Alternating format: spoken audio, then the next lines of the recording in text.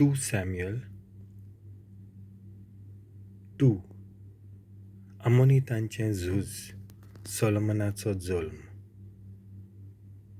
दाविदाच्या राजदूतांक अपमान केलो. Chapter 10.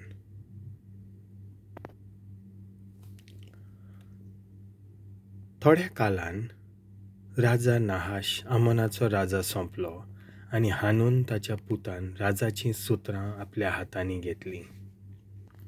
तेन्ना दाविदान आपलेच भितर म्हणलें, हानून नाहासाच्या पुताक ताच्या बापायन म्हजें सवें दाखयलें तेंच विस्वाशीपण हांवूय दाखयतलों. आनी ताच्या बापायच्या मोन्ना समयार बुजवण दिवंक दाविदान आपल्या प्रतिनिधींक धाडले. जेन्ना हे प्रतिनिधी आमोनांत पावले तेन्ना आमोनाच्या फुडाऱ्यांनी हानून आपल्या धोनयाक म्हणलें, तुजेशीं बुजवणदार पाठोवन दावीद तुज्या बापायक मान दितात सो तुका दिसता? शाराचो सोदपूस करूंक, ताचेर गुपीत नदर दवरूंक आनी ताचो भस्म करूंक दाविदान आपल्या चाकरांक तुजेशीं धाडूंक ना म्हणून? म्हणटूच हानूनान दाविदाच्या चाकरांक धरले, तांचें ओद्दें खाड तासलें, तांचें आंगावलें कुल्या मेरेन मोदें पिंजलें आनी तांकां धांवडायलें. जेन्ना दाविदाक ही खबर मेळ्ळी तेन्ना ताणें तांकां आपोवंक धाडलें, कित्याक त्या मनशांक बरीच लज जाल्ली. आनी राजान तांकां म्हणलें, तुमचें खाड वाडो पर्यंत तुमी जेरिको रावात आनी उपरांत परत येयात. अमोनितांची पयली चलवळ. दाविदा थंय दुस्मानकाय निर्माण केल्ली म्हूण अमोनितकारांनी पळयलें तेन्ना तांणी बेत्रेहोबाचे सिरियेकार आनी जोबाचे सिरियेकार सगळे मेळून 20,000 आनी माका राजाचे 1,000 आनी स्तोबाचे 12,000 मनीस भाड्याक घेतले. दाविदान हें आयकलें तेन्ना ताणें जोआबाक आनी बलवंत मनशाचे आख्खे फौजेक धाडली. आमोनितकार भायर सरले आनी दारवंट्याशीं आपली फौज मांडली. पूण जोआबाचे आनी रेहोबाचे सिरियेकार आनी स्तोब आनी माका एकसुरे मोलार आसले.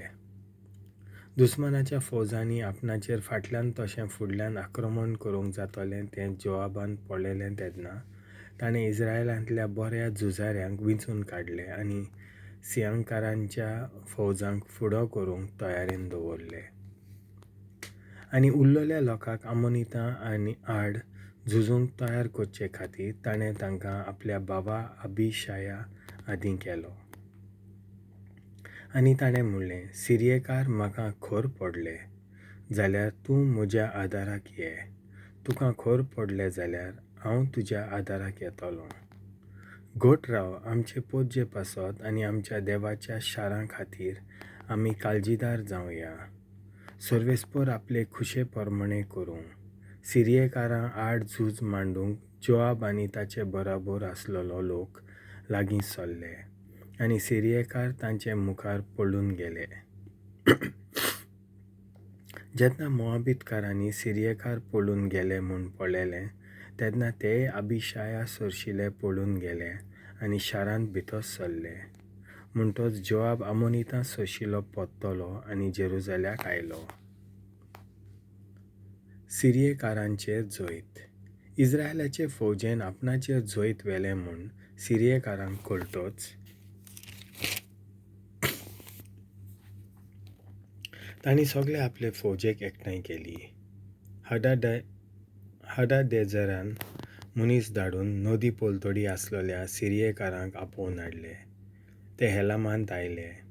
हदादेझराचे फौजेचो फुडारी शोबाकाच्या फुडाऱ्यापणा खाल ते हेलामांत आयले. ताणें आख्ख्या इस्रायलाक एकठांयले आनी जॉर्डन नोद पार करूंक हेलामांत आयलो. आनी सिरियेकार दाविदा आड लढाई करूंक तयार जाले आनी ताचे कडेन झुजले.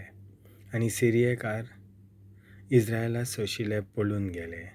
दाविदान सिरियेकारांचे 700 रणगाडे आनी 40,000 घोडेस्वार मारून उडयले. तशेंच फौजेच्या फुडाऱ्या शोबाकाचेर आक्रमण केलें आनी तो थंय मरून पडलो.